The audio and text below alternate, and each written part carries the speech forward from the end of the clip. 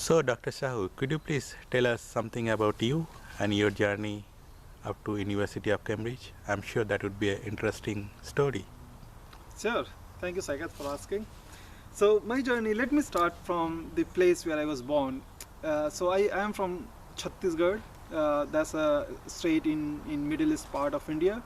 So I was born there in a small village which is about 50 kilometers away from the capital city, Raipur. I so I did my primary education from first class to fifth class in my village, and then when I was in fifth class, I wrote an exam called JNV, Jawahar Navodaya Vidyalaya. So I was able to clear that exam, which got me admission in boarding school called JNV. Again, that's and for Raipur district, that was in Mana Camp, Raipur. So I moved there for my sixth class, and I studied there from 6th to 12th. And that school was really amazing. I made really good friends, and I had really good education because that was CBSE board English medium school. And after that, I wrote a state level entrance exam for engineering, and I got pretty good rank. That got me admission in BIT Durg. That's Chhattisgarh's probably the best engineering institute so far. So I did my engineering there in mechanical engineering, and when I was in final year, I wrote exam called GATE, which again I was very lucky to perform very well in that exam. So that got me admission in institute called IISc Bangalore. That's India's supposedly the best institute in the country.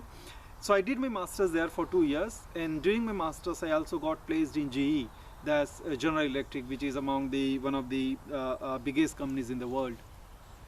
So I worked there for 1 year, and during that time I also thought of doing PhD. So I started applying to positions outside India, like in Canada or Europe, and eventually I got admission at a university called University of Alberta in Canada, which is again one of the top universities in Canada.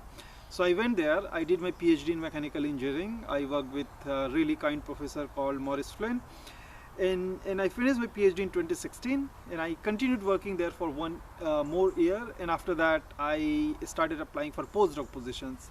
And I very luckily got called from University of Cambridge to work under my current supervisor, Jerome Neufeld.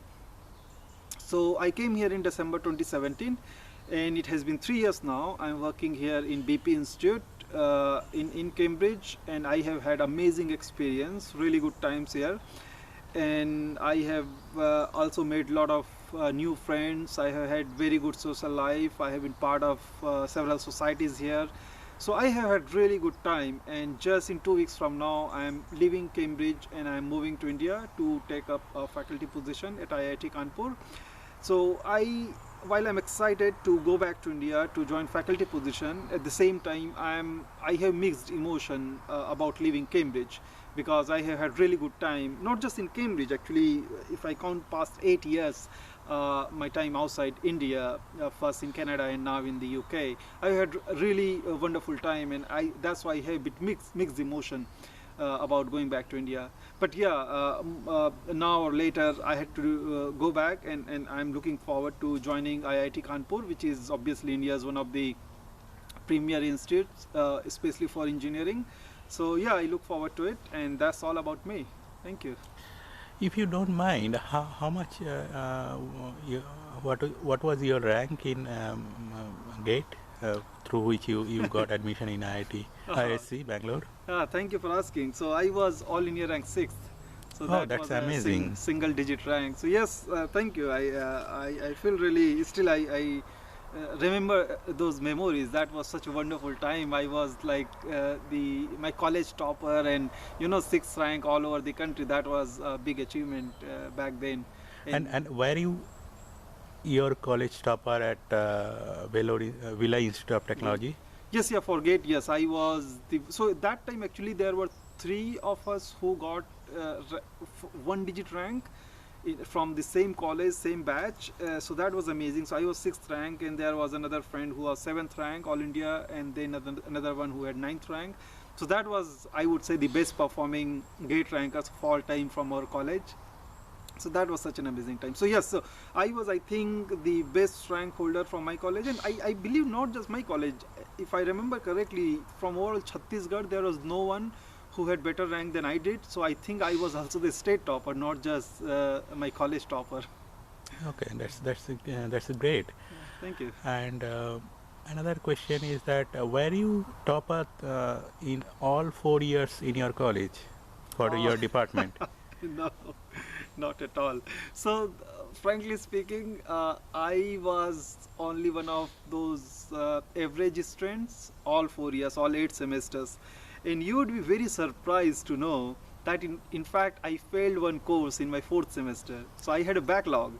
So, Oh, so people say you can't complete your engineering without getting a backlog, and that actually worked for me. I got a backlog. So just imagine, I was that kind of a student, very average student. I mean, I would work hard when needed, but most of the time I had really good friend circle that I would enjoy more, study less. But I was definitely more serious about GATE, so I put more focus, I prepared really well, so I got very good rank. But in terms of like every semester exams, I wouldn't be that serious, and that's why I maintained reasonably good score. It's not like I was below average. I was still, I think I had CGPA of more than 8, which is considered quite good, but not like 9 point or something, which most of the toppers have. So I was not among the toppers, I was above average, but yes, I did have backlog, and I experienced everything, and eventually I got best rank in GATE, and I had definitely better rank than other toppers in the class. So that was a great time. And many people got surprised, including myself, that oh, how could I perform better than those who are the toppers of the college. But that's how it happened. That was a fun time. and how was your performance in IISc Bangalore for the 2 years master degree? Were you topper there? No, so this is quite interesting question. So, frankly speaking, I have never been topper anywhere. I'm always either average or above average student. Let it be in my school time or college time or master's time. So I have always managed to perform reasonably well, but never exceptionally well. So even in ISC, I maintain reasonably good CGPA. So there it used to be out of 8, not out of 10. And I had maintained above 6. And in ISC, if you get above 6 out of 8, that was considered good performance.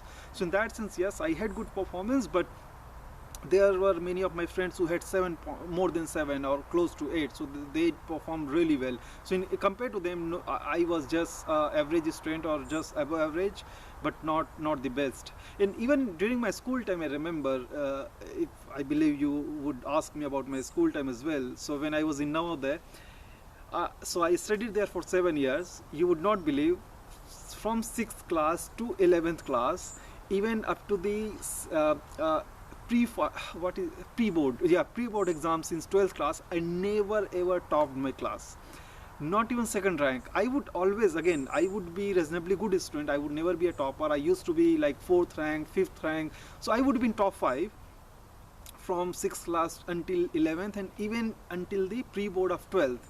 So only in the final exam of 12th class I got first rank. So that was like a huge surprise for everyone. Nobody was able to believe.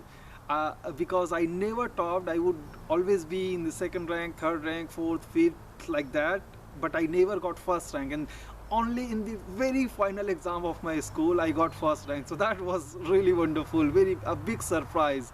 People used to call me underdog because of that.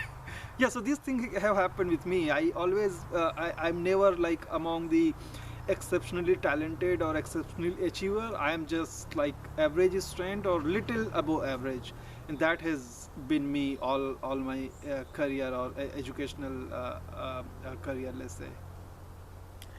And once you got a job in GE, was that decision not tough to leave GE and come back again in to do PhD in education path, basically?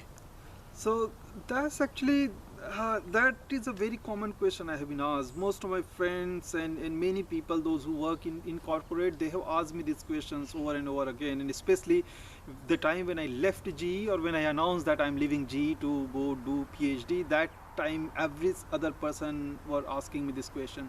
So to be frank, I wouldn't blame it on GE why I left GE. when I was in IISc doing my masters, I already had got a sense that I would like to do PhD. So that I learned, let's say, from my professors who were in IISc. They were PhD from some top universities in the world. They were doing some really cool research. And when I was in IISc, I had also got experience or exposure to international culture in research and education. So that had got me motivated about doing PhD. And I already had decided that I would like to go for PhD abroad when I joined GE. So when I joined, I knew that I'm going to stay here either 1 year or maximum 2 years, not longer than that. And when I started working, I realized that initially I thought maybe I could stay for 2 years, but when I started working, I realized maybe I shouldn't stay more than 1 year. I just thought probably I should leave as soon as I can if I want to go for PhD, because delaying to go for PhD wouldn't be a good decision. So yeah, so I would say I had good time in GE, and the reason to quit GE was not because if I didn't like GE, it was more because I wanted to go to do PhD. And again, sorry, I elaborated in other direction, but the question you asked precisely was whether it was easy to quit GE or not. So it was not very tough, I would say, because I had already decided even before joining GE that I wanted to leave, and that's why it was not a shocking thing for myself to do, because I knew that I have to do it now or later, and it was good to do as early as possible if I wanted to go. So yeah, that's how I took decision, and I got admission in Alberta, Canada, and I just decided to quit. Yeah. Okay, it was nice to hear that. So that it's a really interesting story, and I'm sure it will help many people who will watch this. Yeah, definitely. Yeah, also I always get asked about should people quit their job for doing PhD, or is doing PhD worth or not? So this is a common question when you compare PhD versus corporate jobs, like especially in companies like GE. So this question is a very common question, and those who want to know, I would say that if you want to do PhD, there should be one single reason. If you want to join academia in future, if you want to become faculty, professor in a university, then only you should do PhD. Otherwise, PhD is absolutely useless. I have been involved in research for 8 years. I have done PhD, postdoc from Cambridge, and I'm saying that if you want to stay in corporate, if you want to work all your life in corporate or companies, absolutely doing PhD is absolutely useless. You should never think of doing PhD. If you still want to go abroad for something, maybe go for another master's, MS or MBA, but not for PhD. That's not worth doing if you don't want to go join academia.